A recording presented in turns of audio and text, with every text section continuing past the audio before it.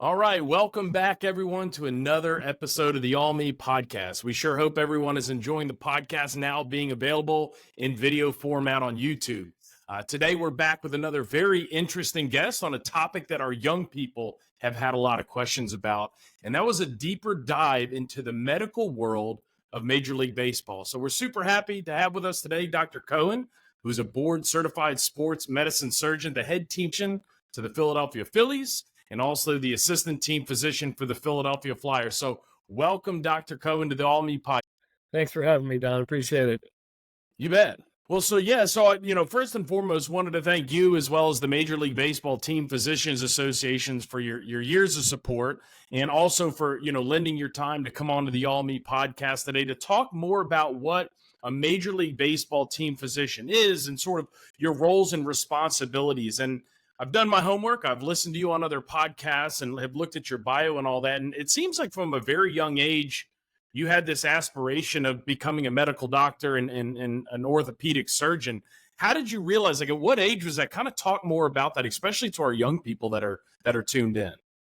Yeah, I think that everybody goes through different phases in their life, right? Everybody at some point in time says they want to be a professional athlete if they're playing sports. Yeah. That's obviously not a reality for everybody. And if you grow up playing sports like I did, obviously that's an inclination. But for me, it was somewhere between the age of 10 and 12 that it was one of those things that medicine was something that interests me. I don't have a father. I don't have a mother who's a physician. I have an uncle who is up in the way up in central Maine, who's a family doctor who I would see, occasionally, no daily influence that said, this is something you should do, or this is, it was just one of those things that I was inclined and interested in. And from that age, I just pursued it.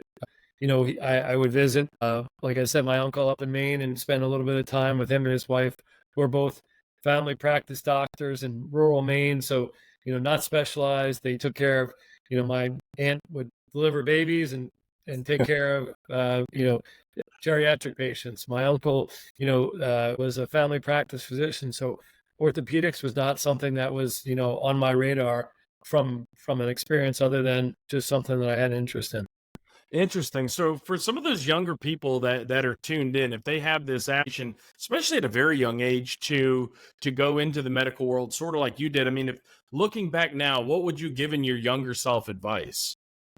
Yeah, I think really just getting sure, right? And it's not so easy these days. Post-COVID, it's a little bit easier than kind of in the middle of COVID, where accessibility to getting into medical field. But reach out to somebody locally. You may have a family friend who's a physician. You may have a friend of a friend who's a physician. You may treat with your pediatrician, and there's any number of ways to get exposure to medicine, and that could be as little as spending some time with somebody in the office, could be, spending time in surgery, depending on what they do, or just picking somebody's brain, who's been through this. And there's so many different ways to get into it. But the reality is that if you have an interest, there's almost always a way. Okay. So personally, I'm very familiar with orthopedic surgeons. I've had a couple of elbow surgeries. I played baseball in high school and college, had my ulnar nerve, moved, as well as, had a couple of elbow scopes and all that fun stuff. For those that are listening that might not be familiar with, orthopedics, can you kind of talk about, what your specialized medicine is and sort of what you do? So orthopedics is obviously a branch of surgery, and orthopedics takes care of bones and joints. That's kind of the basics, right? You could say, well, bones and joints, that seems really vague. Well, it ranges. It goes from top to bottom. So it goes from the neck all the way down to the toes. And so, that involves muscles, joints, tendons, cartilage. It could be tumors in certain situations, could be, nerve-related problems, whether, that could be involved with spine or hand, or, around the ankle. So there's any number of fields. And within orthopedics, there's many, many different subspecialties. So obviously for me, I do sports medicine. Sports medicine is still a little bit of a vague term. You kind of talk about orthopedics being vague. But what does sports medicine mean? Well, there's some sports medicine surgeons who do shoulder and elbow. Okay. There's some who do shoulder, elbow, and knee, which is what I do. There are Okay. some that do hip, some that can do sports, foot and ankle. And then there's, obviously crossover in between. But then within orthopedics in and of itself, there's foot and ankle physicians. So you could just do foot and ankle surgery. You could do joint replacements, which generally involve total knees and total hips. So you're a hip and knee surgeon. There are spine surgeons who obviously take care of cervical spine all the way down to the lumbar spine. There are trauma surgeons who take care of orthopedic trauma, so broken bones, major injuries, multiple injuries. Could be long bones, so femur fractures, tibia fractures, hip and pelvis, and then upper extremity. I mentioned shoulder and elbow. That's a separate specialty in and of itself. Hand surgery, also another separate specialty. Orthopedic oncology. So there are people that take care of bone and joint tumors. So again, a completely separate specialty. So within orthopedics, it's a very, very broad category. So just tell me, I mean, from like a personal standpoint, as you get into orthopedics, how do you decide like, hey, I want to be a shoulder and elbow guy versus you want to be a knee or a foot guy? So to kind of step back a little bit, for anybody who's younger who might be listening. So, well, how do you get into the medicine side of things, right? So that's where you kind of need to start from scratch. So, obviously you get an undergraduate degree, and during your undergraduate degree, you're taking, the sciences and the math that are necessary to get in. That includes, general chemistry, organic chemistry, biology, some form of math, typically calculus. And so those are some of the prerequisites, as part of the undergraduate education. Then you take your medical entrance exam, or the MCAT, and you get into medical school. And then once you get into medical school, you say, okay, well, where do I want to go from there? And again, there's so many broad topics, from non-operative fields to operative fields. And, we could speak for hours just talking about the different fields that you can go into medicine. And then, there are certain fields, and I'm not saying it because I'm in it now, but that are very competitive, and orthopedics is one of them. Probably in today's day and age, I might not get into orthopedic surgery because it's so competitive, and the minds that are in orthopedics now are incredible.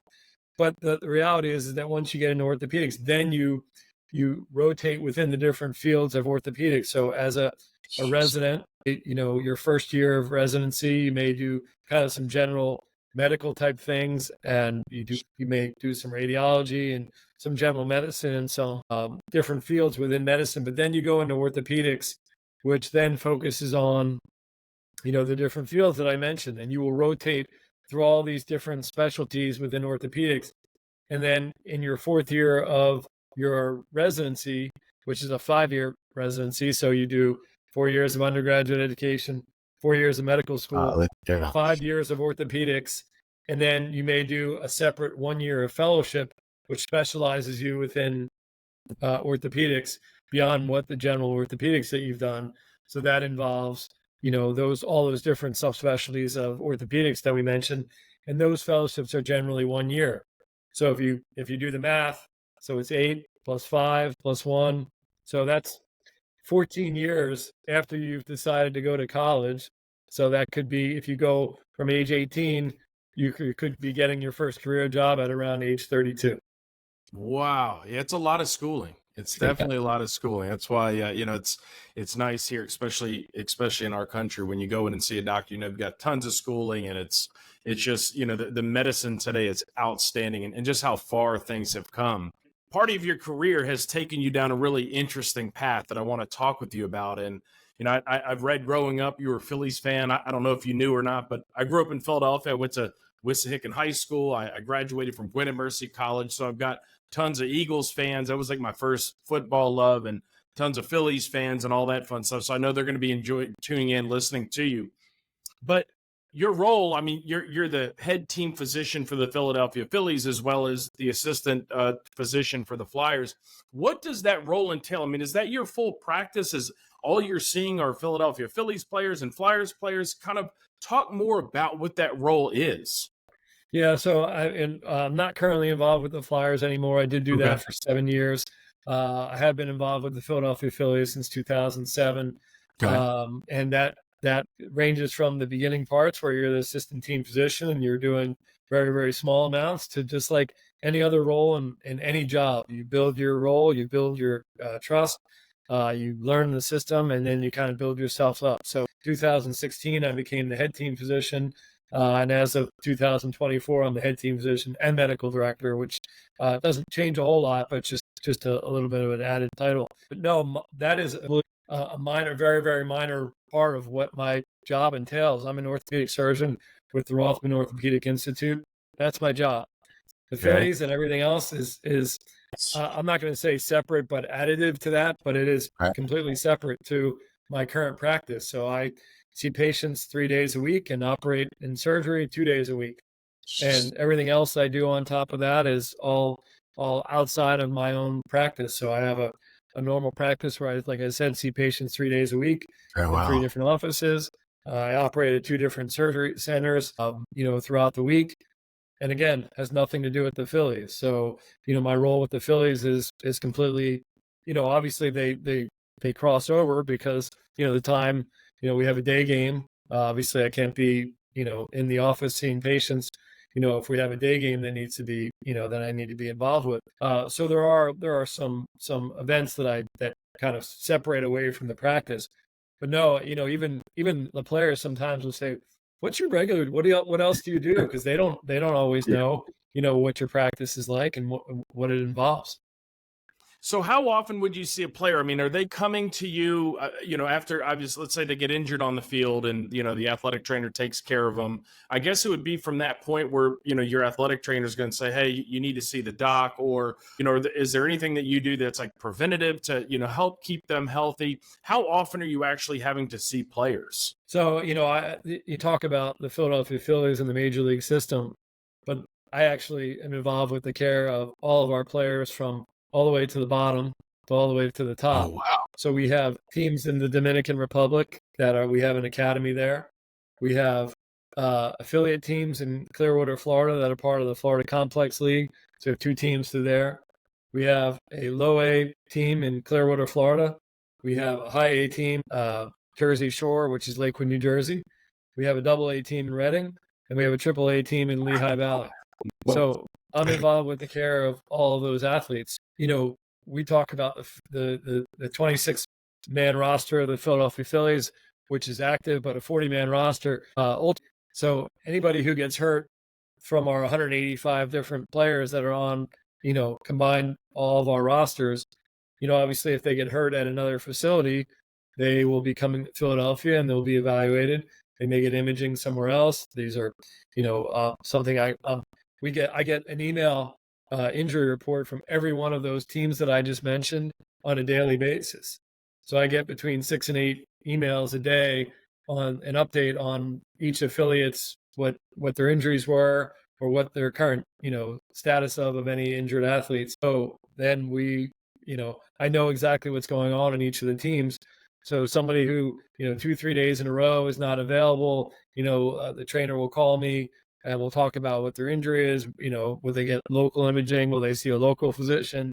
We have physicians that are at each of our affiliates, so that are responsible for taking care of the teams. Those physicians may call me with another injury. If we have one of our Phillies players who gets injured on the road, they may get sent home and I would see him in the office. Or otherwise, if it's, we have a homestand, likely somebody gets hurt the day before, I know that I'm coming to the stadium the next day. I'll just see them within, in our training room at our clubhouse. So, there are certainly a number of times where I'll see major league players in the office. I would say the majority of the time it's minor league players in the office to be evaluated. We may have a plan. Somebody tears their ulnar collateral ligament, somebody tears their ACL. I know about it. I know they're going to need surgery. They may see me in the office on a Thursday with planning for surgery on Friday. We review all our plan and get them set up to move forward with treatment. And then, so they may see me on a Thursday in the office, may have surgery on a Friday, and may head down to our rehab facility, our complex down in Florida on Saturday. So, things move, fairly quickly with regard to rehab and getting them going again. What if there's a player, let's say you have an opposing team in town and, in the unlikely event, there's a really serious injury that takes place. Let's say they're at Citizens Bank Park, but they're on the visiting team. Now, would they ultimately need to come see you if it was a serious emergency, and then you would communicate with the team physician, the opposing team physician? How would that work if they needed immediate medical care? Yeah, Don, it's a great question because most people think, well, do you travel with the team? Do you not travel with the team? Yeah. The way Major League Baseball works, and we have you mentioned the Team Physicians Association, which we have an incredible, group of physicians who take care of all of our teams. I've been heavily involved with the system, and it's great. But generalized deal is that if we travel, that we have physicians that are the home physicians take care of visiting players. I saw a player from San Francisco the other day. Now, interestingly, they had their primary care physician was actually traveling with the team, and him and their orthopedic surgeon actually alternate traveling. And so sounds like they're traveling maybe 2 out of every 3 away stands or away series. So they're actually traveling with the teams. It's on the rarer side in Major League Baseball that a physician will travel outside of the playoffs or outside an event. In fact, I was just on a call. The Phillies and the Mets will be playing in the London series just under a month from now. So we do need to provide care. And so myself and our lead primary care physician, Dr. Jeremy Close, will be going with the team to London, and we'll be providing care for our team. It happens to be that the Mets primary care physician is going, but the orthopedic surgeon is not. So I'll be providing orthopedic care for the Mets. And that's essentially how it works at Citizens Bank Park. I'm basically, if whatever physician is providing coverage for the game, we know that, hey, we're responsible for the other team. And if the other team has an injury, they need an MRI or they need imaging, we'll help provide that for them. And then we'll be as involved or as little as involved as they would want us to be. In general, we know that for example, again, I gave you the example of the San Francisco Giants. Dr. Ken Akazuki is their head orthopedic surgeon. I see one of their players. I give Ken a call and say, hey, Ken, I saw your player. This is what they had. They had an imaging. You want me to look at the imaging? I can do as much or as little as you want. And, most of our physicians will say, yeah, I'd love for you to get involved, take care of them, give your opinion. But ultimately, it's their responsibility to provide care. Other teams will have an injury and they'll say, nope, don't need you. They'll work with their own team physician. If they get imaging, they may do that on their own. But we're there to provide services for them, and whatever they need, we provide for them. A lot of people think it's whatever, let's say it's the Phillies Nats or, Phillies Yankees, whatever the big rivals are, that, certainly the players are rivals and they want to win. But what's interesting from our perspective and the work that we've done with PBATs and TPA and the strength coaches and everybody else on sort of the medical side of things, you guys are all one team. You communicate, you guys talk, the end goal is just the care of the players. Obviously, it's great when the teams win. But for an example where, let's say, the Phillies are making a trade or you're doing a draft, I guess trade's probably the best simply because they've been within the system. They've got a lot of medical records in the system. I know the athletic trainers are extremely involved with that and the ownership. Are you involved with that? Will they ever call you and say, hey, doc, we see, player had X, Y, and Z injury or surgery. We'd like to sign him to a deal, or is there anything concerned? Do you ever get involved sort of in some of those medical questions when they're making a decision about bringing a player over? Yeah, it's 100% of the time, actually. Okay. It's extremely rare that we would not be involved with it. So, around the trade deadline, which it's changed a little bit, but I believe it's July 31st, and it's somewhere around 5 p.m.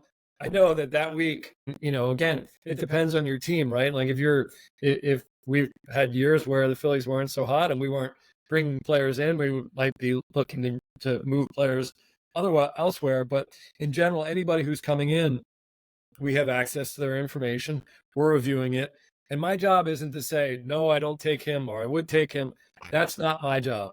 My job is to give our front office what the risk is. Okay, this player has had this injury. This is a concern that we may have moving forward. Or if you're signing somebody to a long-term deal, these are the potential risks they may have over the course of that deal. It's not, I want them, I don't want them. That is by far, not my category to go into. But my job is to provide risk, and we do the same when it comes to the MLB draft. Now we have a lot more information out there. We have draft combine, we have a portal, we have information. And my job is to grade players and to say, okay, they're high risk, they're low risk. They just had a surgery. This is how long. If we're looking at a collegiate pitcher who had an ulnar collateral ligament reconstruction, 2 months before the draft, my job is to provide the information to our management and our front office personnel and scouts to say, okay, well, this is the likelihood that he's going to be back. The percentages, 85 to 90%, that he'll be back pitching in a 14 to 16-month period. If you want to take a draft pick and that's you feel really good about this and you understand what you're getting, that's just their idea is to make that selection that they feel is best for the team.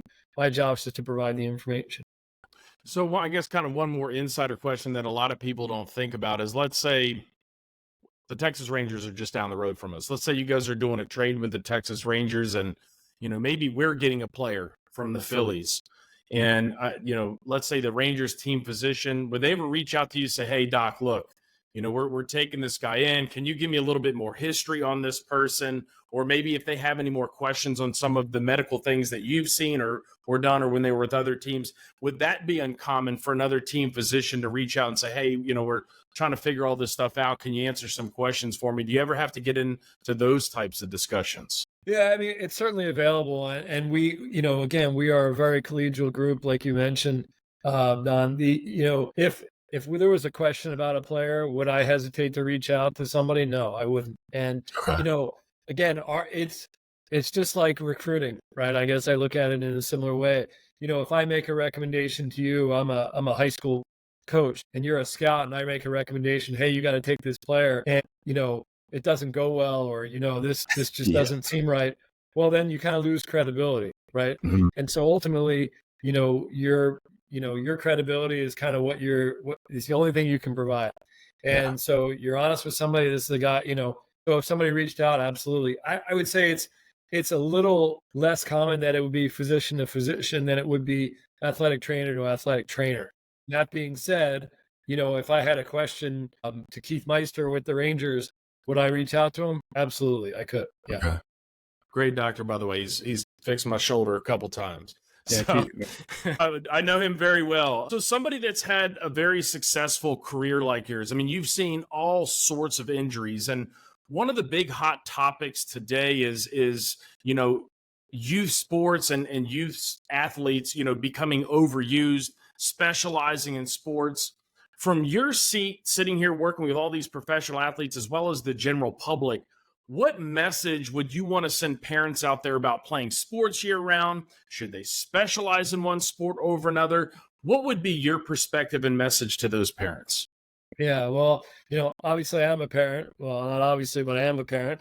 I've got 3 kids. I got 1 collegiate athlete and 2 high school athletes.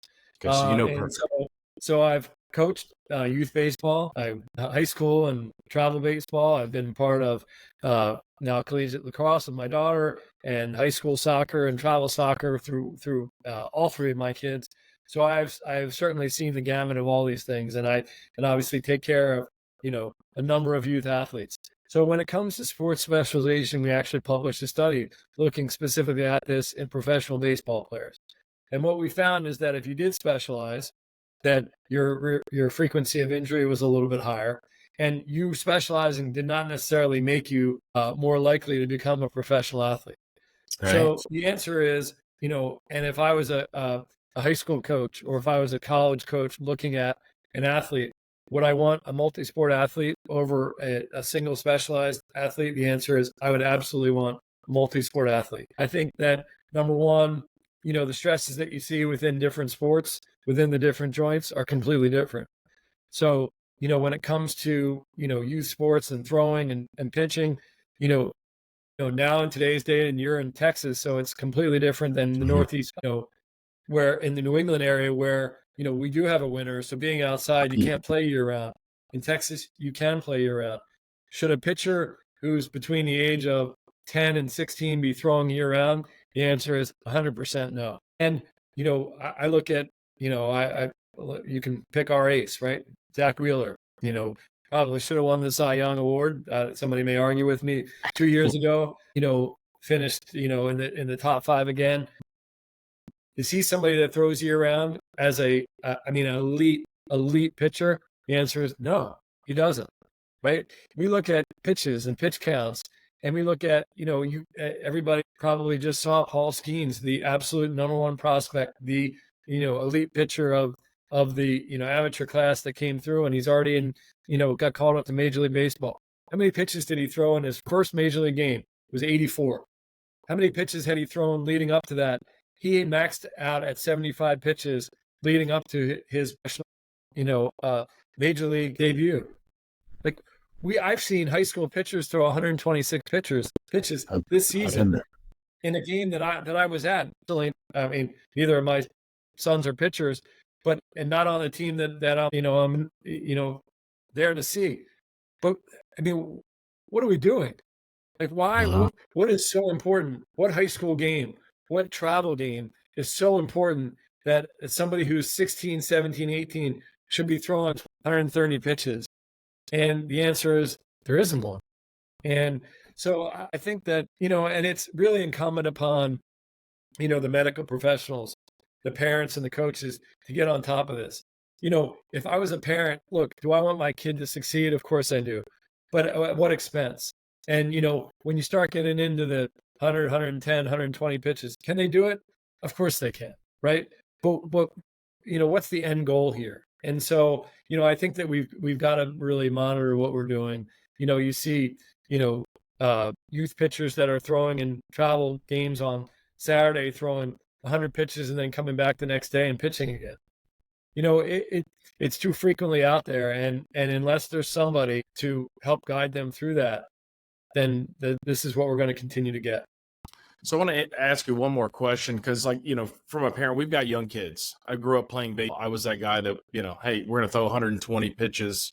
And my wife and I have had this discussion. My cousin played Major League Baseball, Bert Hooton. I played all the way up through college. And you see a lot of this stuff. And you're seeing, players more and more throwing a whole lot more. So as a parent today, let's say your boys or even your girls were playing baseball or softball, and that you notice from your expertise, from your eyes and everything you've seen, this overuse. What do you do? I mean, do you go talk to the coach? Do you tell your kid like, hey, we're going to likely take a break from this team? How would you handle that as a parent, knowing what you know? You said both your kids aren't pitchers, but let's say they were. What do you do? So I think it's an education thing, right? I think that we've got to provide this ahead of time. So number one, if you're a parent and you have a son or daughter that pitches, right, and they play on different teams, maybe they play for a middle school team and a travel team or a little league team, whatever it is, and you're not communicating to the coach, okay? So my son or daughter pitched on Monday. They are no longer available to pitch for your team or this team until X date. Whatever that is. Again, you may not have that information, but if you go to MLB Pitch Smart, there's information on number of pitches, days rest.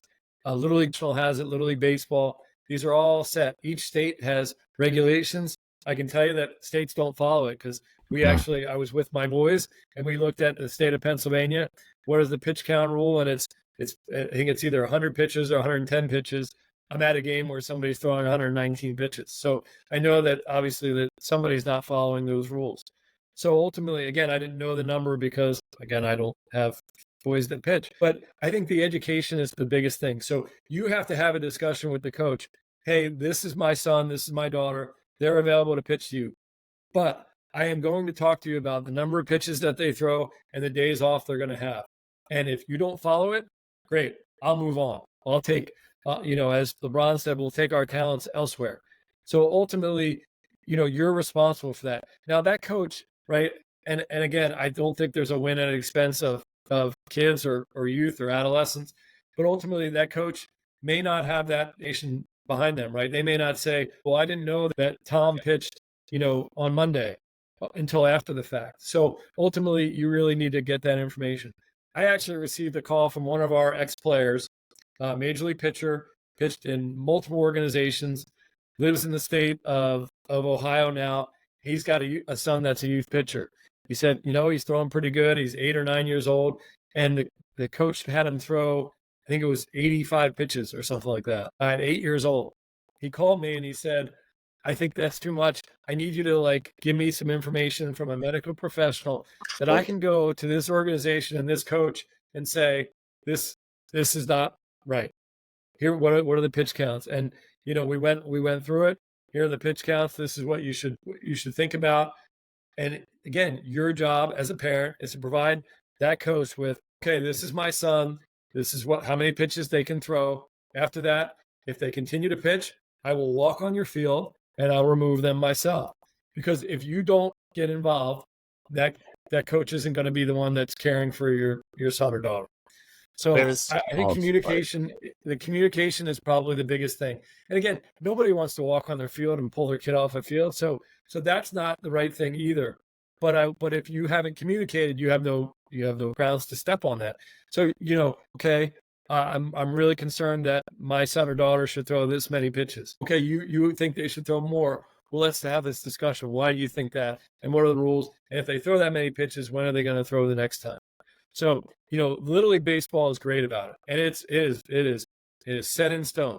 You throw X number of pitches. Based on that, you have a number of days rest. The problem is, potentially in youth sports is if you throw under 20 pitches, you can throw the next day. So theoretically, on Monday, you can throw 19 pitches. On Tuesday, you can throw 19 pitches. And then on Wednesday, you can throw 5 pitches.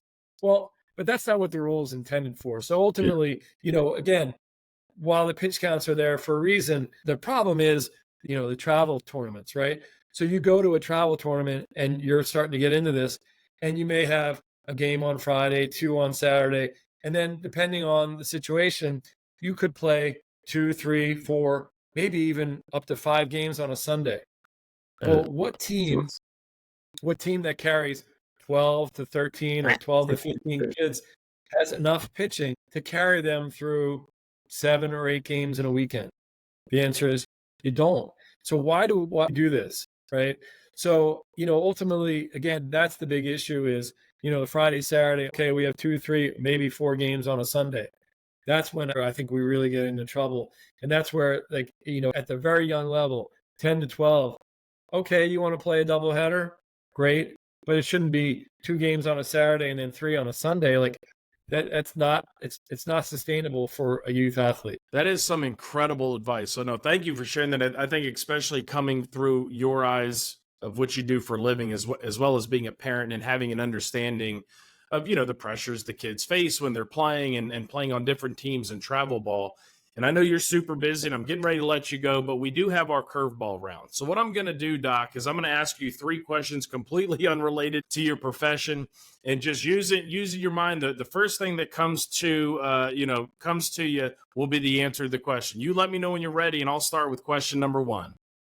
I'm ready. All right. The first question is, what is the number 1 item on your bucket list? I want to go on an African safari. Oh, that'd be cool. That would be really cool. That is definitely on my bucket list as well. All right, question number 2. Go ahead. Talked about. So we're hoping to get there.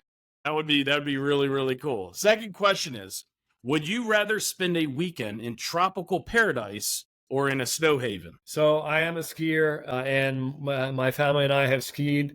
So I would say I prefer to be in a colder area, where if I was skiing, then to be sitting on a beach for 8 hours at a time. So I would pick the skiing over the sun. Okay. Last question. Having worked with so many athletes, who would you say has been the most fun and enjoyable to work with? Wow.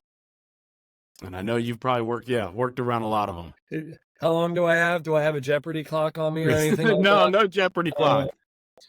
Oh my goodness.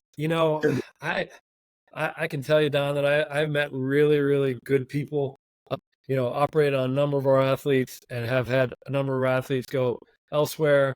I think, for me, it's the athlete who really respects you and respects what you do. And that to me means the most to me. I mean, we have current guys on our current roster, JT Realmuto, Kyle Schwarber, guys that are like, they love baseball, they will grind, and they will do anything they can to get on the field, and they respect what you do and how you can get them on the field.